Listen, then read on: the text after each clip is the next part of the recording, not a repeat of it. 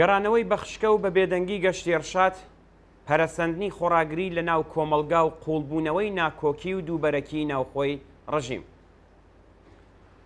راپۆرتە مەیدانیەکان ئاماژە بەوە دەکەن کە خۆراگری ژنان و بە تایبەت ژنانی لاو لا ڕوبەڕووبوونەوەی بەناو پۆلیسی ئەخلاقیدا بابەتێکی جددی و ڕوو لە زیادبوونە. شارۆمەندێکی پەیامنێر بە ناوی سەحەر بەختیاری ڕۆژی 27 پوشپەر راپۆرتێکی سەبارەت بەوەی کە لە ماوەی یەک ڕۆژدا لە چوارڕێیانی باغی فردەوسەوە تا وەلی ئاسر بینیویەتی و هەروەها بابەتی بەرخوردی ژنان بە حیجابی زۆرەملێ و ڕوبەڕووبوونەوەی ژنانی ئازاد پۆشی لەگەڵ گەشتی ئێرشاد بڵاو کردوێتەوە و نووسویەتی ژنێک لە کاتی تێپەڕبوونیدا لە وەڵامی هۆشداری یەکێک لەو مەئمورانەدا دەڵێت دەتەوێت تاکەی ئەوەندە هەرزان و کەم بایەخ بمێنیتەوە بە خاتری وەرگرتنی 4 جۆر پێداویستی و چەند ساعات زێدەکاری خۆتان سوگ مەکەن. لە بەشێکی تری راپۆرتەکەدا هاتووە لە باکووری ڕۆژاوای مەیدانی وەلی عەسر دۆخەکە ئالۆزە، بەڵام کەس لە ڕوبەڕووبوونەوە و تێک هەڵچوون ناترسێت. مەئمورە ژنەکان هوشداری دەدەن و کچەکان ڕادەوەستنەوە وڵامیان دەدەنەوە و مەئمورەکان هێندێک جار ناچار دەبن پاشەکشە بکەن. هەروەها لە سەنتەری شار دۆخەکە لە هەر شوێنێکی تر ئاڵۆسترا. وەنەکانی گەشتی ئەرشاد کە هێندێکیان چیتر هێڵی سەوزیان پێوە نەماوە و سپی و یەکدەستن لە هەموو شوێنێک دەبینرێت. سەرەڕای هەموو ئەمانە خەڵک لە جاران بەهێزترن. لە نزیک زانکۆی تاران شوێنێک لە دەوروبەری مەیدانی ئینقلاب کچەکان وا دەردەکەون کە وەک ئەوە وایە هیچ شتێک ڕووی نەدابێت. سەرەڕای هەموو ئەو گوشارانەی کە گەشتەکانی ئێرشاد لەم دوایینەدا دروستیان کردووە، ئازایەنە جلوبەرگی دڵخوازی خۆیان لەبەر دەکەن و سەرقاڵی چوون بۆ کافە و کڕینی کتێب و پیاسەکردنن. ئەوان دەیانەوێت ئەو پەیامە بنێرن کە چیتر ناگەڕینەوە بۆ سەردەمەکانی پێشووتر. پەرەسەندنی خۆراگری ژنان و پیاوانی یەکسانی خواز لە بەرامبەر سیاسەتی توندکردنەوەی ئاستی سەرکوتکردنەکان لە دژی ژنانی ئازادی خواز و ئازادپۆش بۆتە هۆی قوڵبوونەوەی ناکۆکی و دووبەرەکی لە ناو بەرپرسانی کۆماری ئیسلامیدا. لە کاتێکدا فەرماندەی هێزی ئینتیزامی ڕایگەیان بوو کە گەڕانەوەی ئۆتۆمۆبیل و هێزەکانی ئینتیزامی لە دژی بەناو نۆرمشکێنەکان بە فەرمانی دەسەڵاتی جێبەجێکار و دادوەری ئەنجام درراوە. ئیبراهیم ڕەیسی جنایەتکار بە بێدەنگبوون لە ئاست ئەم بابەتەدا بەکردەوە خۆی لە هەر چەشنە بەرپرسیارەتیەک بە دوور گرتووە.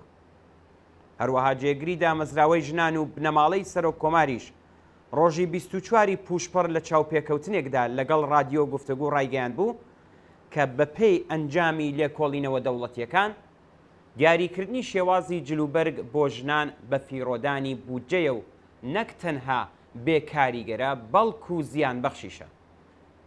ناوبراو هەروەوتی بە گوێرەی لێکۆڵینەوەیەکی کە لە تاران ئەنجام دراوە 39.2% ژنان بێحیجاب لە تاران لاوانی تەمەن 23 بۆ 32 ساڵن و لەدایکبووی ساڵانی هەفتاکانن.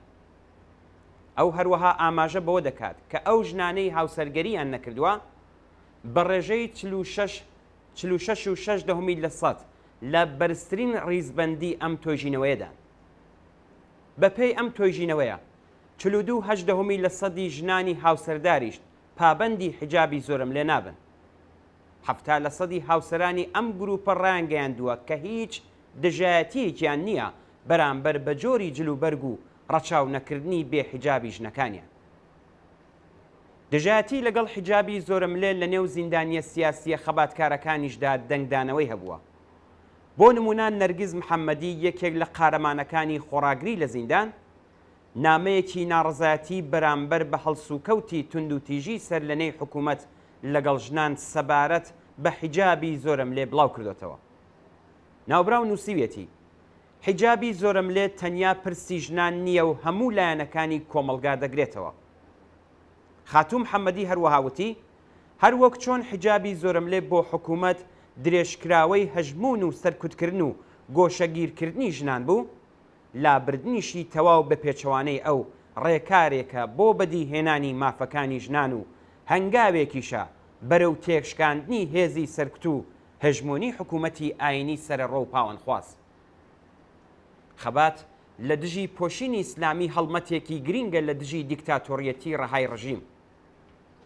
لەم هەڵمەتە گشتگیرەدا کە دەسەڵاتی ناوەندی لەم ڕۆژانەی سەروبەندی ساڵیادی شۆڕشی ژن ژیان ئازادیدا لە دژی سەرجەم ناڕازیان و تێکۆشەران دەستی پێکردووە، ڕوبەڕووبوونەوە لەگەڵ بەناو بەدحیجابی ئەولەویەتی یەکەمە. چونکە کۆماری ئیسلامی هەر لە سەرەتای تەمەنی نەنگینی خۆیەوە زۆرترین کەڵکی خراپی لە سەپاندنی حیجابی زۆرم لێ بەسەر ژناندا وەرگرتووە بە مەبەستی پتەوکردنی دەسەڵاتی ستەمکارانەی خۆی لە کۆمەڵگادا.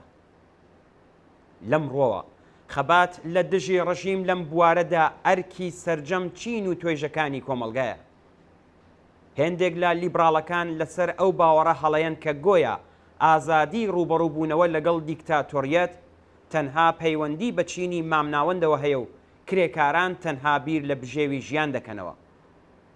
هەر بۆیە پێویستە ئەویان وەبیر بخرێتەوە کە ستەم و سەرڕۆیی ڕەهای حکوومەت و خاوەنکارەکان لە ئێران لە بنەڕەتدا بۆ بێدەنگکردنی کرێکاران و هەرزان ڕاگررتنی هێزی کاری ئەوانە. هەر بەم هۆکارەشە کە کرێکارانی وشیار و خەباتکار بە درێژایی تەواوی ساڵانی ڕابردوو بە دروشمی نان کار ئازادی حکوومەتی شۆڕایی لە ناڕزایەتی و خۆپیشاندانەکاندا بەشداریان کردووە. هەر بۆیە خەبات لە دژی حیجابی ناچاری لەسەر ئاستی ماکرۆ پەیوەندی هەیە بە هەموو چینی و تۆیژەکان و لەوانە بەژنان و پیاوانی کرێکاریشەوە. بەڵام لە ئاستێکی دیاریکراویشدا کارکردن بە جلوبەرگی ئیسلامیەوە بۆ ژنانی کرێکار زۆر دژوار و ئازاردەرە. بەداخەوە تاکو ئێستا جلوبەرگی ئیسلامی چەند ژنە کرێکارێک لە ناو ئامێرەکاندا گیری کردووە و بۆتە هۆی گیان لە دەستانیان.